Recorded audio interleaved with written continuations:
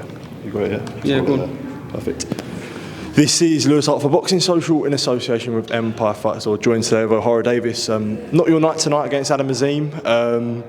Yeah, obviously a difficult fight for yourself, but I guess sum up to me how you're feeling now.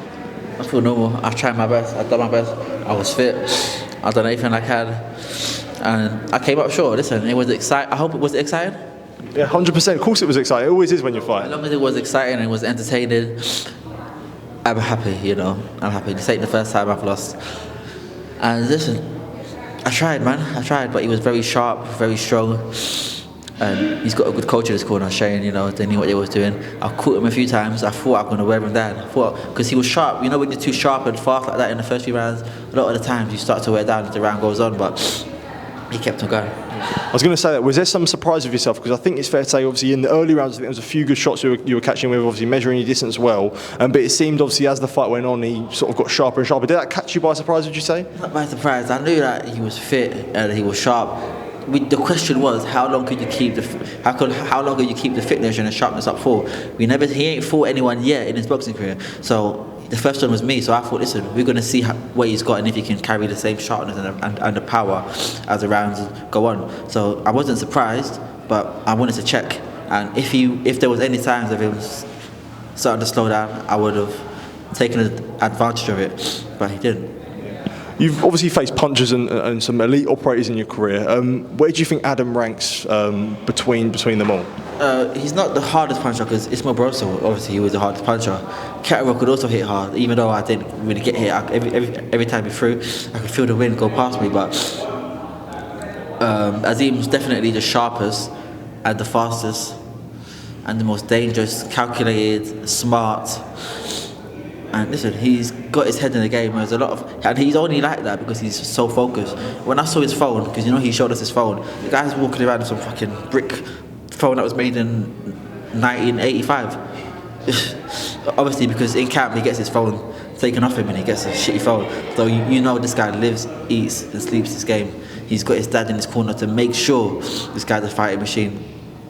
So, you know, he's going to go far as long as he keeps that focus. If he loses that focus, he'll be washed up just like anyone else. He needs to keep the focus. He needs to keep his dad and his brother and the people he's got to keep him grounded. And he needs to keep them around him. The second that goes, he will turn into not as good as he is. For yourself, Ohara, as you say, you know, you said you tried out there and you said you kept it sort of entertaining. And defeat is never hard, but do you think there's sort of some acceptance in yourself where it's... I said to my brother, even before the fight, I said to them, win, lose or draw, I'm not enough in the game no more. And I've been saying it in my interviews, you know, you guys have seen it. I decided a couple of weeks ago that I don't love the game no more. I said to myself, I'm going to give this cat my all, 110, you know, percent, and whatever happens, happens. If I win, I'm not going to go on. If I lose, I'm not going to go on. You got to know when your time's done. I'm 32 years of age. You know, I've been in this game a very long time, and you got to know when your time's done. This is the equivalent to when I fought Derry Matthews. He was older, and I was a young one, up and coming.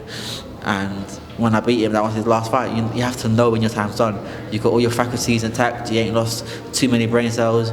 Your speech isn't slurred. You're okay. Enjoy your boxing career, and know when it's time for the young ones to come in. The issue comes when you get to a certain age, you start getting beat by these up and coming fighters, and then you want to go on. That's when the damage happens, and you start to hate the game. I don't want to let that happen to me. You got to be smart and know when your time's done. Yeah. So just to finish off, just to confirm that's the last time we see you in the ring. Most probably, yeah. Well, Ohara, it's been a pleasure to be covering your career. It's been a pleasure to see you in the ring, as you're always an ultimate professional. And as we were talking about on Thursday, you know, no matter what, you always provide entertainment. So, yeah, thank you for that. Thank you thank you, Louis, for always, you know, for being there and for looking out for me and for messaging me to make sure that I'm okay. And, you know, a lot of these media people don't give a fuck about us fighters, but you're a good person, man. You're a good person. That's why I've always got time for you. A lot of these other people, I ain't got time for them, but you're good people. Appreciate it, Ohara. Well done, man. Thank you. Cheers, man. Thank you. Cheers. Appreciate it. Thank you.